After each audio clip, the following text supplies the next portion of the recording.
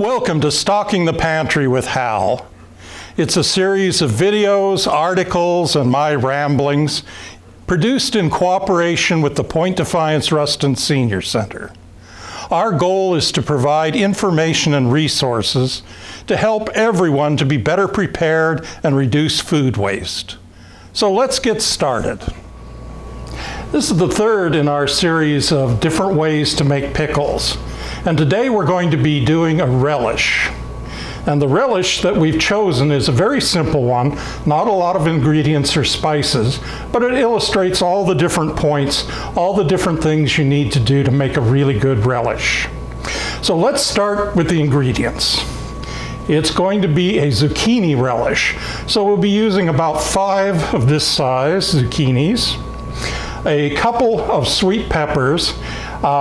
You can do green and red, but I've chosen to go with just red because we've got a lot of green already. A sweet onion.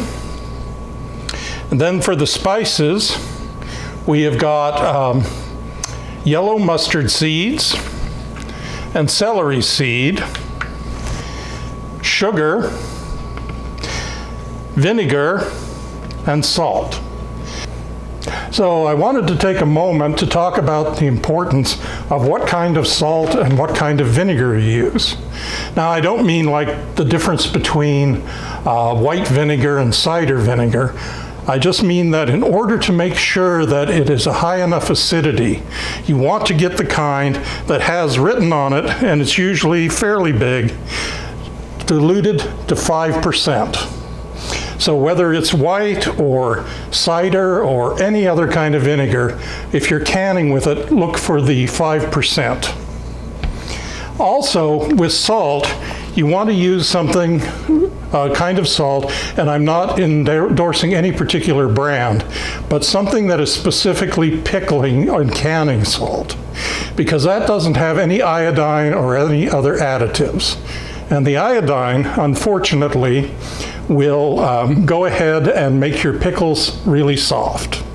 So we talked about the other ingredients quickly, but there is the sugar, salt, the peppers, the zucchini, the onions, and the yellow mustard seeds and the celery seeds. So then we can go ahead and prepare the vegetables.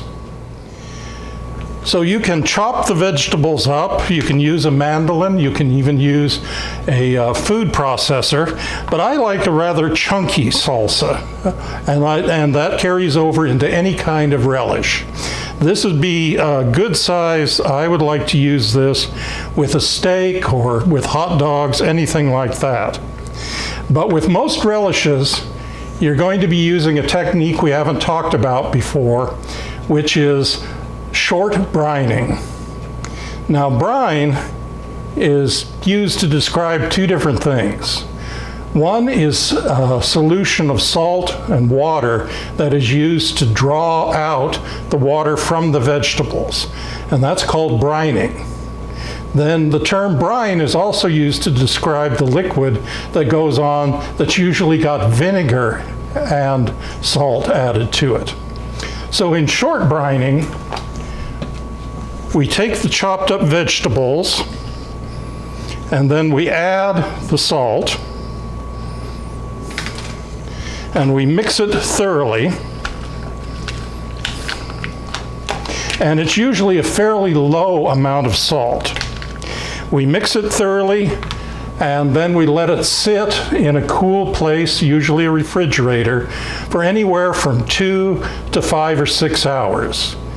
Now, the salt content is not high enough and the time is not long enough for it to start the fermentation process that we use when we're making like fermented pickles or kimchi or sauerkraut. But it is long enough that it will draw out some of the water from the vegetables. And the reason we do that is then when we drain out a little of the water, it opens up some space. And so when we put on the water and spices and vinegar solution, it's sucked back into it. So I'll show you. We're not going to sit around and wait for 2.5 hours. I'm not sure that I could even fill the space enough to not even bore myself. But we'll go ahead, and I've prepared some of this yesterday, and so we'll take a look at what it looks like after it's done its short brine. And so this is some. I actually made a batch yesterday, and this, you can see that's how much water came out of the full amount. But this is just a portion of it, and I saved it. And so what you would do after short brine is drain it, and then we'd rinse it a number of times.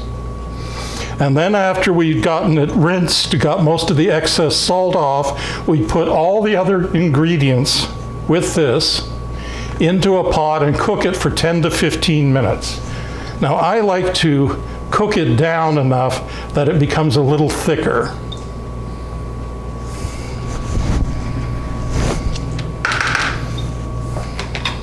And so this is an example of the product we came up with.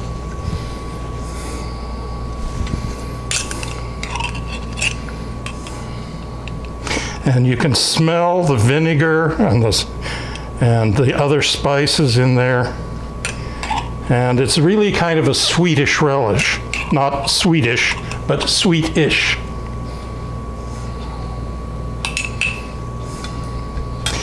And so that we have links, take you to a lot of different relish recipes, and then also some more information about pickling.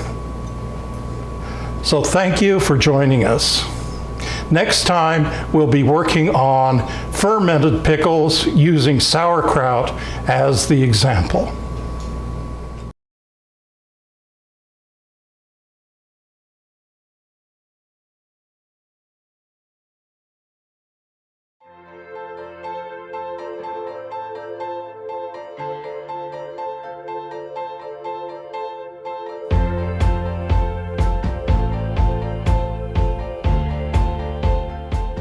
Thank you for sharing this time with us. If you'd like more information about the Center for Food Preservation Arts, including more recipes, check out our website at preservefoods.blogspot.com and follow us on Facebook so you get notifications of upcoming articles, videos, and events. And we hope to see you back here for our next virtual canning party.